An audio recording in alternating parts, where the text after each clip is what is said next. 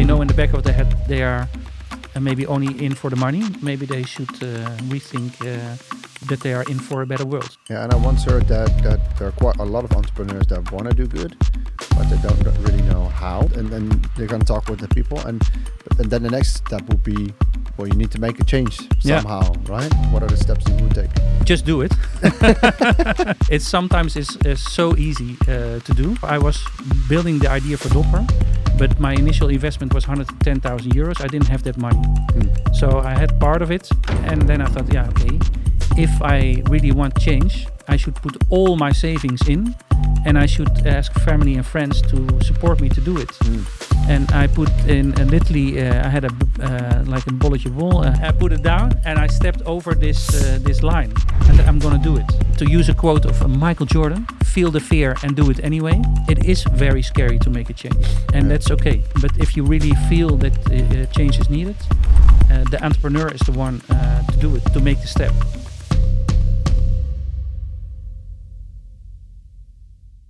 Welcome to the Redefine Growth podcast. In this episode, we got Merijn Everaarts as a guest. He's the founder of Dopper, the company we all know, these bottles.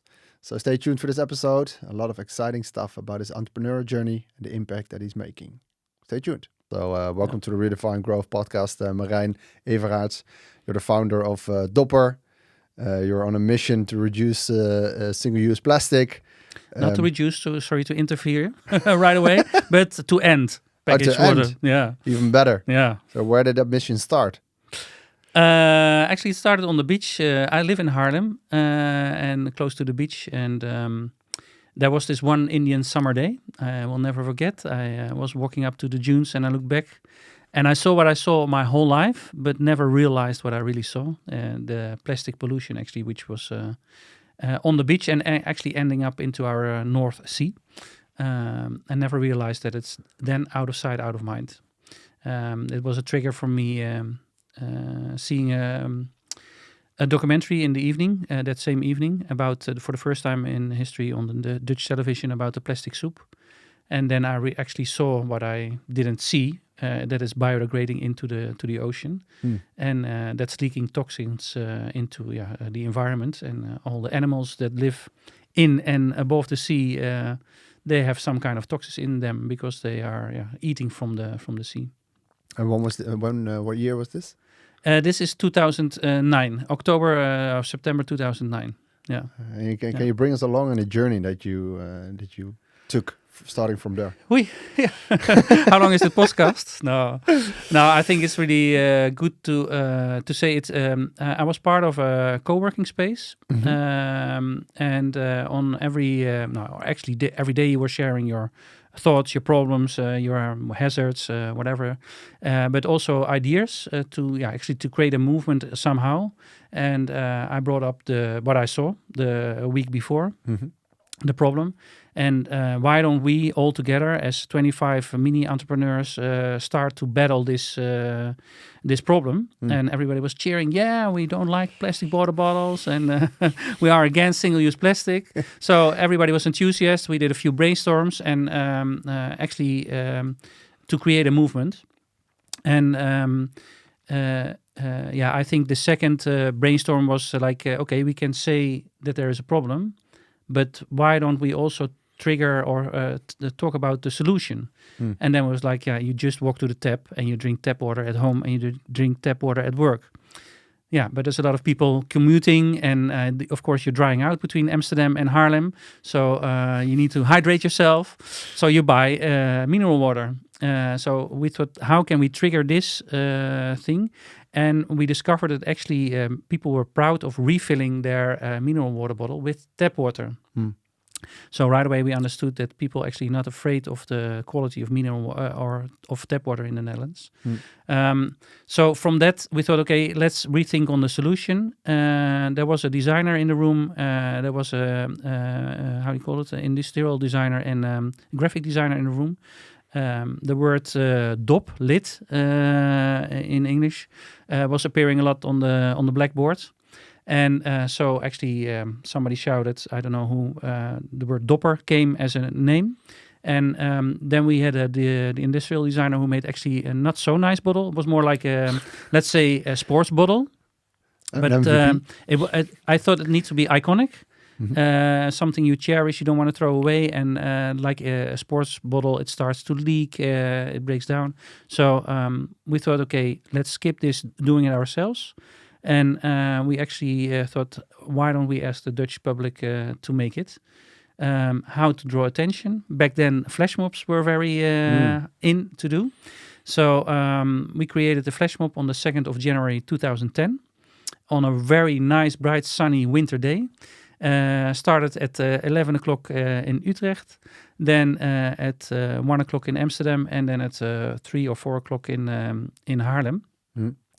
And the idea was that everybody comes to the square, is doing this amazing dance together, so you have this community feeling, and at the end you leave your last mineral water bottle behind on the square and give it to us, and start rethinking on the solution. So that's really the kickstart of actually a design competition. So it was in the news. Radio 538 was there. Quite a few newspapers were there. So they were all talking about our press release. We are looking for the perfect bottle for tap water. So it was a kickstart of the design competition. After reassessing, I think 100 designs, but like 10 really good ones, the famous Dopper bottle came out. So that's a flying start of my story of Dopper, and I can say the rest is history. But there's coming much more. But maybe we come to that later.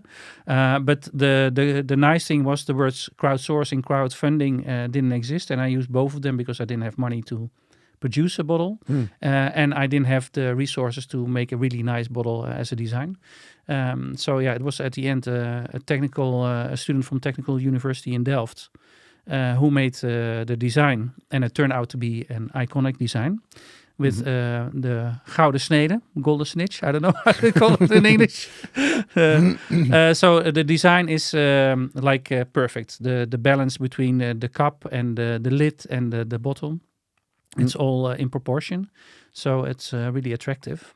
And thanks to the top and the iconic design popping out of. This is really nice. You have a branded one. The logo. Yes. Yeah. It's a logo what makes it nice, right? No. It's Princess Sneakers logo. I like that it keeps the water cool and warm, and this one is nice. Yeah, before I start talking the whole time, filling this podcast, maybe it's good for another question if you want. But it's good to say that we started from really the crowd actually made the design.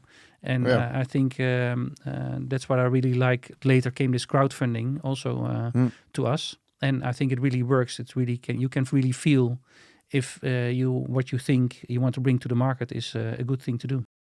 So do you like this episode? Please hit that like and subscribe button because there's more exciting stuff to come. All about impact, growth. I'm gonna redefine it. Stay tuned. Did you always have that feeling that you wanted to contribute something? Because there are obviously, this is about redefining growth. Growth typically would mean you would grow in revenue or in profit for shareholders. But you started with you want to create a movement. You want to contribute something and solve a problem. Yeah. Was that always in your mind to do that, or where did that? Was it just a moment that you saw the plastic, or was it already that you had that feeling like I want to contribute something? No, I was in the event business. I had my own event agency, and I was doing a lot of freelance work for big dance raves, but also for the royal family. So everything in between. But either if you do very fine dining catering, you always take extra food, a lot of extra food, because you never know if somebody eats a bit too much. So you're throwing it away. And on the dance raves, we were very proud that we were cleaning all this plastic at the end.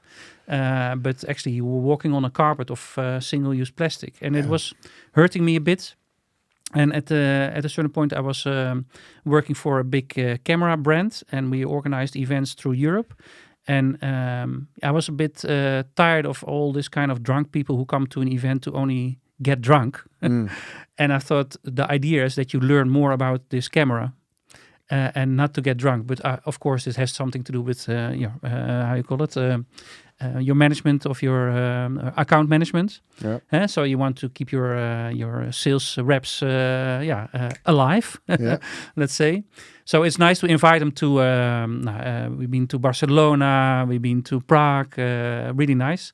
But I thought, why not make this more sustainable? And then Skype was just coming up. Why don't we make online events and everybody can log in and there's people standing in in a room like this and presenting the camera and you can ask questions and he will tell about it. So that was my first time when I was more like, but the field where I'm working in is quite polluting.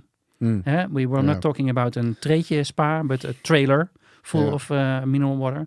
I thought this is not good. But I must say, let's say 15 years of working before, I was a consumer. So I enjoyed all of this, what I wasn't then fed up with. Yeah. So there was maybe also that at a certain point I was just fed up with it. Like I was at a certain point fed up with smoking, let's say, or with drinking. Yeah. You can be fed up with the world around you. And I was really like, this is overconsumption. This is not good for the world. Interesting. Yeah. So you already saw the problem actually before Dopper and before the beach existing there. Yeah. Yeah. Nice. And how did you make Dopper successful? Because it grew out to be an amazing company. Yeah. And can you share some insights on the factors that made it really successful, according to you? So marketing we call impact marketing. That name actually came later, and the word marketing also didn't exist in our company as in the word marketing. We did activations. We went from activation to activation all the time to actually draw attention for the problem. And of course, in the end, we waved with the Dopper. This is the solution. So we made a huge art piece in Rio de Janeiro on the beach with all the plastic we found there for the Olympic Games. We have made a plastic bridge in New York. We did all kind of body painted, dressed in plastic people who were serving tap water. Wow. And this we went from activation to activation. And now I'm here also. We call this stage time internally. So it's not literally a stage, but it is a stage, of course. Yeah. I can tell my story. And at least once a week, but most of the time, more times, one of us is standing somewhere on a stage, on a podcast, telling our story. The awareness, people get more awareness, so people understand the problem more and more, which is really nice. But still, we want to have this this shift, like make a change, and that's really hard. But the success of Dopper comes from repeatedly telling the story about the problem and waving with the solution. And I was just already pointing out just a bit about the iconic design, which pops out of a backpack. I think the design really helped. In other words, something beautiful, something which catching your eyes, is a conversation starter. So, people who never heard of Dopper and you put a Dopper on the table, people will probably ask you what it is. And if you put a sports bottle on the table, they see it's a Nike or Adidas, and then they will not talk about it anymore. So I think really the design helped the growth. The popping out of the backpack really helped. Okay, now we know what's the word influencer, but we did have a few influencers back then, which we didn't know we didn't know them by name, but on different schools or on different sports clubs, people were taking the bottle with them. And then you saw all of a sudden in Eindhoven, at one place, there were a lot of people buying it. In Amsterdam, in one neighborhood, there was a lot of people buying the Dopper. So it was really nice to see this movement as a stone in the water, this ripple effect going through mainly the Netherlands. And why growth was happening is you showed already your proud Dopper, and you were proud of it, and that's really nice. So a lot of companies use it as a communication tool to put their logo on, and most of the time, it was a reason why they give this bottle to their employees or to their clients. Yeah. It's not just to drink water. It's like we're gonna do more sustainable movement, or we have to take care of our employees because of health issues, obesitas. So there was always a good reason to give it. But one in the beginning, it's a really nice story. So for other entrepreneurs or marketing people to keep it in your head, we work together with Sawadi. It's a travel agency, which is organizing group travels. And before they just put in trays of mineral water, and they wanted to change because they want to get rid of all this plastic pollution. So they wanted to shift to gallons and ask the people to bring their sustainable water bottle. And then they got an eye on Dopper. And so every traveler who went on a holiday, they took a Dopper with the logo, and they asked 3 years in a row, 2 times in a season, you could win a rice. I'm talking English and a trip abroad for 2 persons and 1 person for free. And they did a raffle on the most beautiful picture taking during the trip with the Dopper with the logo on it. So this is 12 years ago. And social media was not that big, but on Hives and they asked everything on Facebook. Facebook was full, thousands of pictures of Dopper all around the world. Wow. So that really helped us to be really inside, that people could see what's the product that is beautiful and that you can brand it. So from there, it actually took off. Nice. And what I find inspiring is that the activation you're talking about are quite big. You know, you're talking about New York. You're talking about the Olympic Games. It's. I think it's inspiring for especially Dutch entrepreneurs to understand that if you think big and see the opportunity, then you can maybe also realize it. And the last example that you mentioned is I think, underestimated strategy where you have a consumer product, while B2B2C was an entry to reach a lot of potential customers via that travel agency. Yeah. So that's a really good advice, I think. And a fun story is that in the first years of Sprints and Sneakers, when we started, we I don't know why, but we had like 7 or 8 accidents with glasses that fell down on a laptop. Oh, okay. So at some point I was sick of it. Yeah. And obviously, well, your brand fits our vision totally. So I gave all of my employees a bottle, which they're still very happy with, and I think multiple of them. So we now still have like the first Sprints and Sneakers bottle, which is kind of like a classic one, and everybody's aiming to get one, but there are only a few that are circling around still. So now we've got the new one. So you can see who's working longer. They have a gray bottle, and the new kids have a it's black beautiful, one. the black one. It's very nice and inspiring. So what are you up to nowadays? Oh, we make a big leap into the future. So, we had already just talked before the podcast, and we are a bit alike. We like to start things. I always have new ideas. I figured for myself that I like to start things. And at the same time, also my personality is that I'm ahead of the troops, let's say, which is not good in the sense that I really had problems to... that's how I use the word drag people with me. But you should not drag people with you. People should go on your flow or on the flow of your company. So for me, it was already after 2 years, it was very clear that I was more busy with the activations and the events than with managing the thing. So it was not my cup of tea. I tried to find a CEO. So I tried to, let's say. And finally, I found Virginia, a power woman who is really engaged with employees and the strategy around that to keep people on board, and not only on employee-wise, but just company-wide, also on financials, on the marketing, on the sales, to actually get the best out of the people. And in the beginning, I was the company, and the people had to say what I had to do. That at least it was a little bit how it went. And now we have a very much more balanced company in that sense. Did you find it hard to let it go? It was, it was a really struggle, especially because I had 2 people before to try it, and it's all about trust. And there was I would not say lack of trust, but you're giving your baby away. If you really want to have your hands off, you really have to give your baby away. So, and for the first time, it was, it happened now with Virginia. So I have my hands off. Meanwhile, just prior to COVID, I bought a nice building to create a co-working space for Dopper. To grow or to shrink, and that's what we did, also growing and shrinking in the meanwhile. And from the canteen, which is open at the day, I thought with my background in the restaurant business, I will start a plant-based restaurant.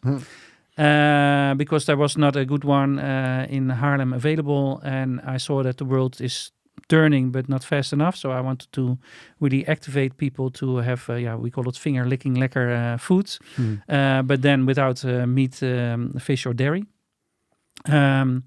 It's also in a very short nutshell, but that started. That's also now established, and we got awarded for the best vegan restaurant 2 years ago.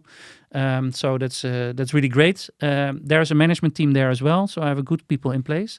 So that leaves my hands off for your question. What you say, what you're up to now, is actually I was telling my Dopper story a lot of time on stage. I did a lot of coffee, like drink a cup of coffee with a person for 1 hour, and then I thought it's too one-sided story. It's people applauding and they just want to hear what's your success story, and it's like it's not about me. It's about I started the restaurant and Dopper because I really want to change the world. So the audience which I'm talking to, I want that they know that they are the change makers, and they should make a change and not only applaud for what I did. They should be the ones to applaud for themselves and say what I really feel inside or what I see around me. You can say the world is on fire, but why don't I do something about it? So that's my new job, let's say.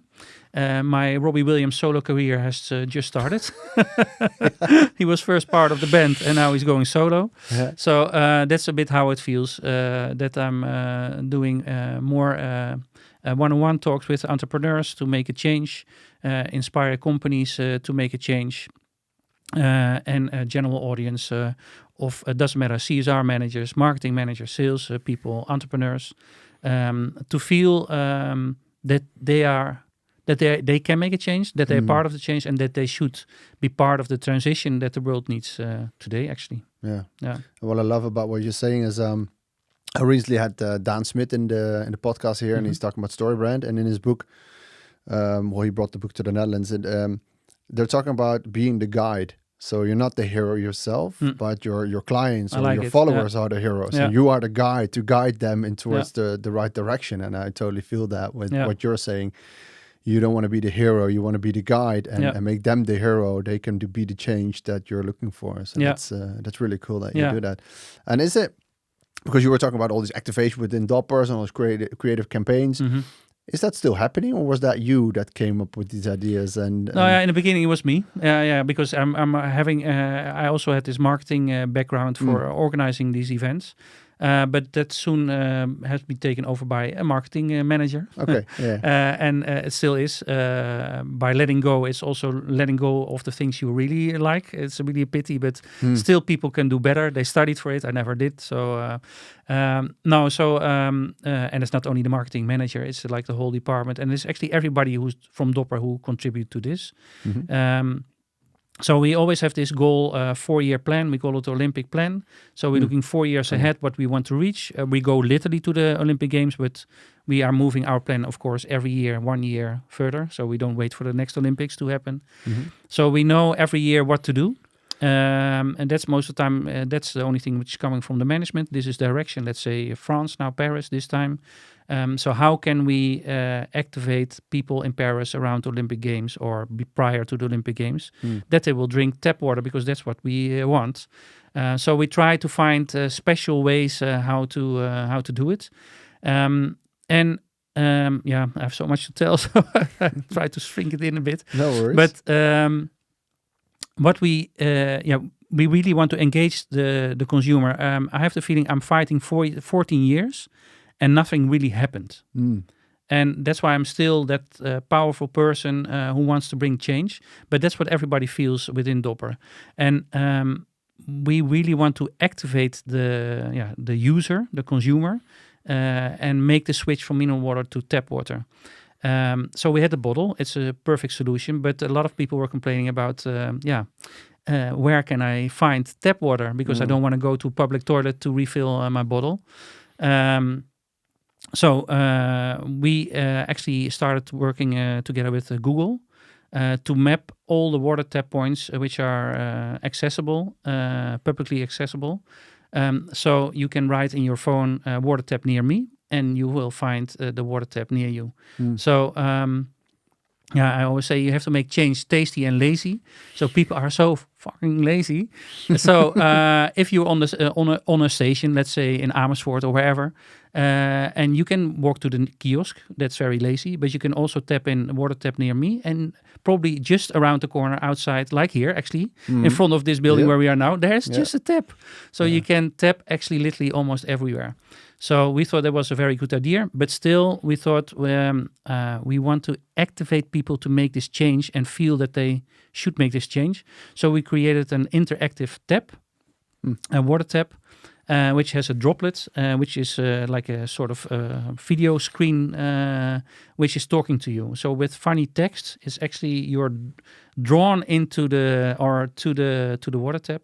With funny stories, but also impact stories, how much water you save, how good it is for your health, how many kilos of plastic it's saved, how much CO2 it's saved. So we really this informing to make people part of the change was really important to us.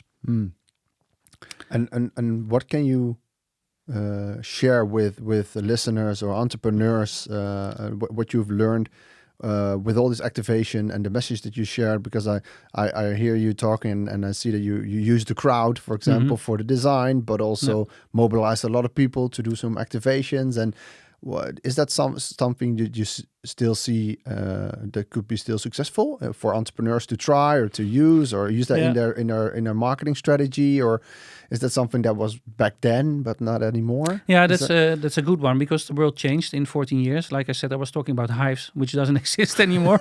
Talking about Skype, which also almost died. But of course, social media is a big change. And you said it was very bold to have different companies in Rio, in Hong Kong, in New York, and activations. But now you can do these activations a lot more online. Although I think it's still very strong to do the activation offline and show it online. So because it's still it's a product which we can really touch, and the problem is also really tangible, which you can really see on the streets. So so we changed from activations offline to more online, and of course we do work with influencers, but they should fit the brand. They should have the motivation also to really change the world, and not just be a fashion lady holding a black bottle with a black outfit, for instance. And what I also believe is that you're not trying to sell them a Dopper. No. You're trying to get them to join a mission. And I think there's a huge difference there, right? So a lot of companies are trying to sell a product that they want to offer, rather than having that mission that they're on and getting people along to join that mission. And yes, that means that you're going to buy a bottle because you're going to tap water and not buying it in a plastic bottle. So it's I think that that's very inspiring for people to think of, okay, why do I get out of bed every morning and what I want to contribute? So and can I get people along on that mission? So both internally in your team, but also out there, because if I understand you correctly, then you see it as a community, and I hear that all over your story. It's together we're on this mission, and you want to mobilize people and join, have that force of doing good. Together. So that's really interesting how you look at that.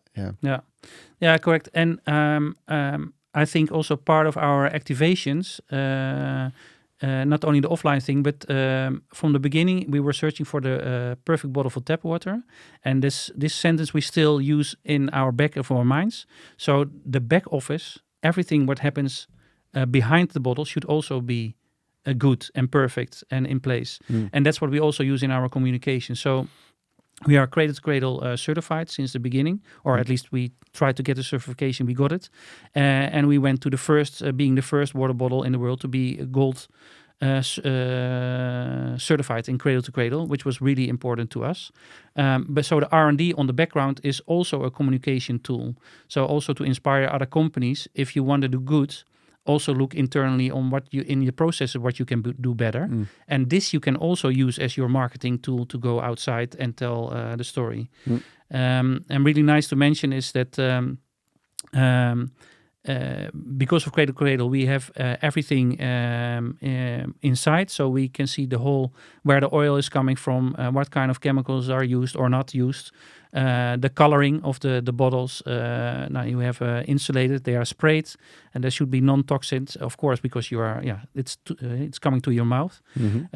So what's new and in the future will be obliged for every company with a product is to have a product passport.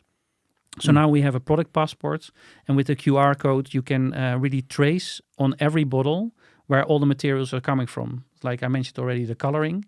Blue color comes from another company than the orange color, let's say. The material steel, which is nice to mention, is 90% recycled steel. You can really see where it's coming from, where is the source of the virgin material coming from. This is something what we feel what we need to do on the background.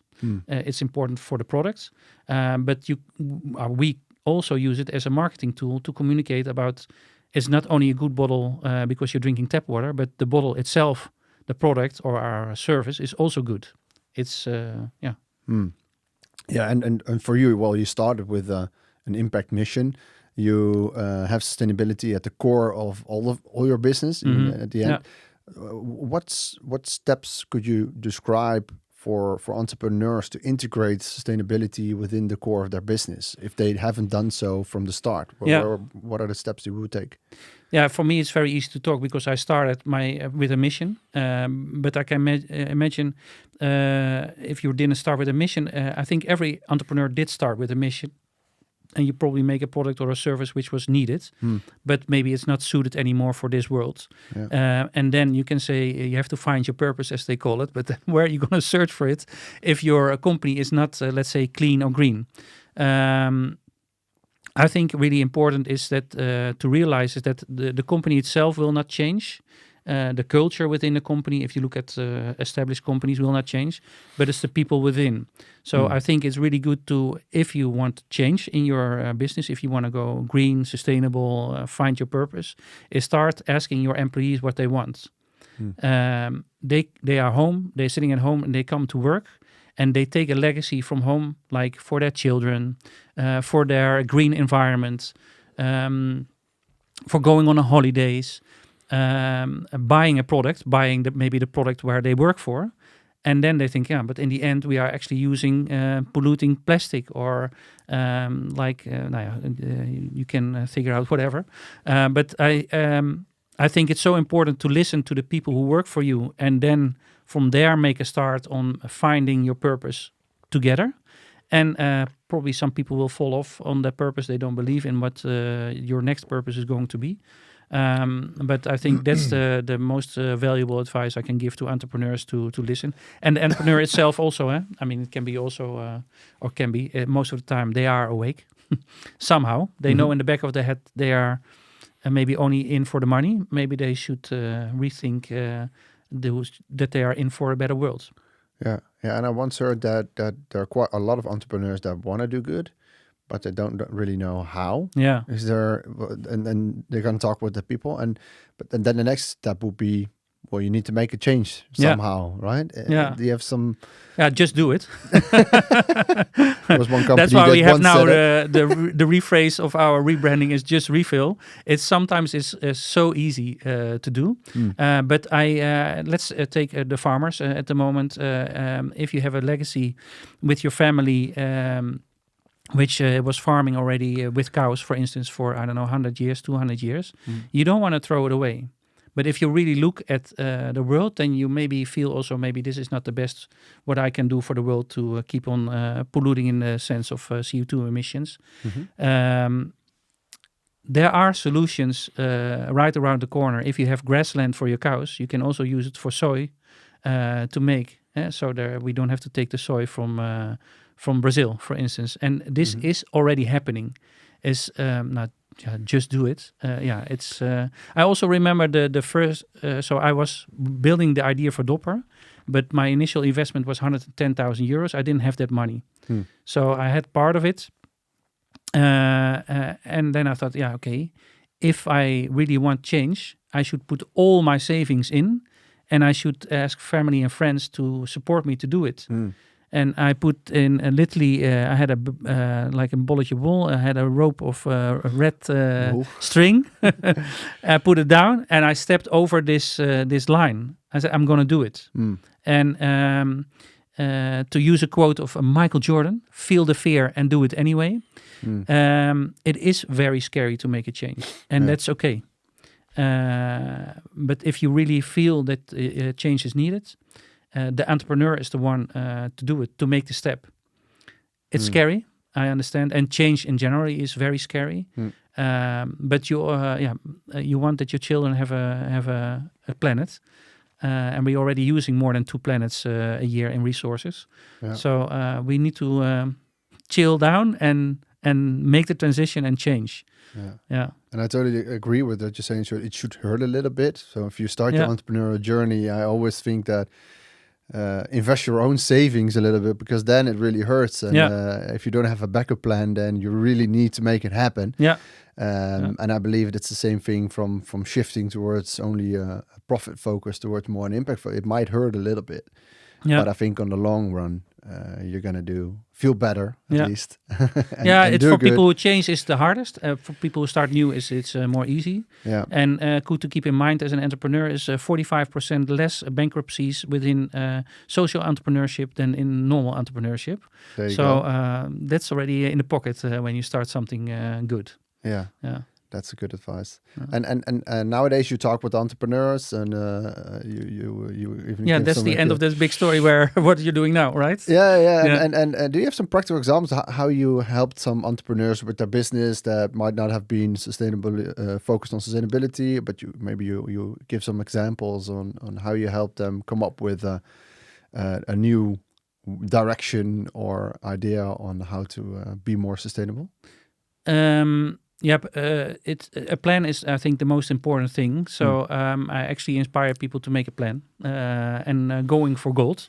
I have my golden Dopper here. Finally, after 14 years, it's here. So it's also part of my ideology. It's that if you want to make a change, you should go for the highest level. And I cannot give practical example if you have a paint company or if you are a farmer, how they should change, that they go to soy or water-based paint. That's the only thing what I can think of. But the people are smart enough because they are in the business. How can they make a business? And you need your whole team to make this change or to go for this new purpose or go for this new idea. That's why I put the golden Dopper here. It's you going for gold as a team. Think as an athlete. Going for gold doesn't happen within 1 year or 2 years, 3 years, 4 years. You're not at the Olympics. The Olympics are every 4 years, but it will probably take you 10 years to become from like a local hero to Olympic champion and make it a process. So we are looking 4 years ahead. That's what I give as an idea. What is your plan? What's your goal in 4 years? Wrap it down to 1 year. What do you have to do this year to reach the goal in 4 years? What do you have to do this quarter to reach the end of the year? What you have to do this month, this week? What do you have to do today to reach this goal? And there is a huge plan for the company. We're going to change. This is the plan. Then we flip the plan around. And then actually the employees are making the plans. Like I said before, it's really good to listen, but also to get the plans from the employees itself, from the team. And it cannot be that the marketing department, say as a whole, is doing something totally different than the sales department. Let's say if I put a picture on Dopper, like the marketing activations are in Paris and the sales is in Berlin. It has to go hand in hand. We need finance, so that's why we use this Olympic model, this 5 rings, the 5 big goals within the company are all interlinked. So if marketing has a good plan, it should somehow match with sales. There should be sustainable finance. There should be enough or good employees. So I think, flipping the model around. And if you want to make a change, you should give it to the people and then start to build this plan as an athlete. What do I have to do today? Muscle day, leg day, arm day. Which day is it today? What I have to do for this week, for this month, and then you continue to think what I can contribute. And everybody has their own plan within the team, but together you are a team going for this gold medal. So the clearer the vision is where you want to go, the easier it is for a company and for the employees to pick it up. Because a lot of times it's from higher up, there comes something down. This is the direction. And then everybody's lost and everybody has their own ideas also, of course. Yeah. Because with their own heritage, they come to work and they think, okay, this is how we grown up. This way I'm going. But if you're not talking to your other team members, it's not gonna work. Yeah, last year we organized a CEO for a day event where the whole team, in groups, they could be the CEO of the company for a day, and they came up with their strategy they would do, and cool. And that was very insightful and inspiring as well, and so much valuable things that were actually used. So we also asked them, so what shouldn't we do anymore? Yeah. What should we do more? And we used a lot of that in our current strategy. So it's good to involve these people, and so valuable to get their opinion and understand them in a better way. Because as a group, then you can move forwards way quicker than when I'm the only one that would say, hey, this is where we go, and you should come along. So that's the whole team should feel it. Yeah. And what I also think is that sometimes entrepreneurs, they make it a little bit too complicated. I think when it comes to sustainability, there are also some small things you can already start doing, because I believe in the Netherlands they're like, I recently read that number, I think 48% of the adults feel lonely even now and then. So what we do around Christmas, so we bring Christmas presents to lonely elderly, and it's such a small thing, but it's so impactful. Even if you bring it and they keep on talking with you, sometimes you're there for 20 minutes because they're so happy that actually someone visits them. And these are small things that you can already do by doing good. Ideally integrated within the business, obviously. But there are also already some small things you can do as and use your business as a force for good, how they tell that at the B Corp. So looking ahead, so there are more social enterprises that perform better or less bankruptcy. Can you share your vision on what you see happening in the upcoming years in terms of more businesses are becoming B Corp, more businesses realize that you should do more than just making money? What's your vision on what's coming up in the upcoming years? My vision and what I hope, I should say hope, but what I also see is that on some things, the transition is going quite rapidly. If I look, for instance, on vegan, when I said 7 years ago, when I had the idea of starting a vegan restaurant, people said maybe a bit of fish, a bit of meat, and now nobody's complaining about it anymore. So there's it's almost dark green in the Albert Heijn, not light blue, because of all the signs, vegan. On some parts, you see the transition going really fast. And on some, let's say oil is still the thing where we get our energy from. But Portugal was running, I think, 1 week on their solar, the entire country, if you calculated it in megawatts. So the change is happening, and I see... change is happening, and that really important for entrepreneurs that you step on this train, because otherwise you are really left behind. Not too much focus on oil and Shell, but they were very much growing into renewable energy. But they also decided to cut it down now and really focus again on oil. And this is an easy example, but I think for every company which is working in the polluting world, let's say, you should make a change, which was really Tata Steel is one of our most polluting factories in the Netherlands. They really said, please help us, government, to make a change. We want, so please help us. Now, I don't put them on the highest statue yet, but I mean, there's two ways how you can do it. You can ask for help, you can look for help for the change, or you can stay in your old fashioned way, but then you're going to die. So if you look at my vision, is that going more sustainable, going sustainable, going green, thinking about the planet is for sure the future. Yeah. And I think if I may add something to it, then it might not be only the entrepreneurs, but everyone that has a talent that can be a voice within the company and can stand up and maybe after hearing your talk, come up with some inspiring ideas about, hey, we as a company, we as a group of people, we as a movement can also do good. So why not try this, or why not do that? And I think that's everybody has the power to make a little change. And if we do so, then we might even go in the right direction a little bit more. So that's and I think the old-fashioned way of thinking about how hierarchy is working within a company, that's also luckily changing. And I think for those who don't yet, please, I mentioned already before, but I really cannot say it more often enough, but listen to the people who work for you. They know, they want to change. So listen, and of course, not everything is possible within the company, but just don't shut the door right away. Just listen, and if you listen enough, then change should happen also within your company. And they should feel free. That's the thing. The old way of management, everything top down, it's just not working anymore. No. Any last words that you want to share on? I don't know, some of your thoughts, some of the things you believe, or whatever you want to share. No, I think I'm happy to share that I do a lot of lectures also on high schools, universities. Nice. I really see that change is happening.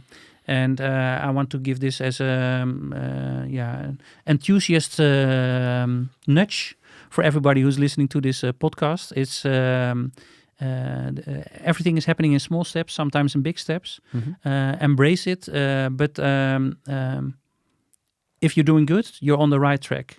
And sometimes you feel alone in this world, but know that change is happening all around you. So don't get devastated, but keep going. That's a great way to close this podcast. Thank you so much for being here. Merijn, if you want to follow Merijn, there will be his link in the description below. Check out his LinkedIn. He's speaking every now and then on stage, on high schools, like you're saying. You can also book him as a public speaker. So thank you so much for being here. This was very inspiring, and we see each other soon, I guess. Thanks. Thank you. Bye-bye. Thanks. So thanks for listening to the Redefine Growth podcast. Inspiring story of Merijn Everaarts of Dopper. Hope you liked it. There are more exciting guests lined up. If you have some ideas on who we should invite, leave their names in the comments and try to get them on the pod. Hope to see you next time. Bye-bye.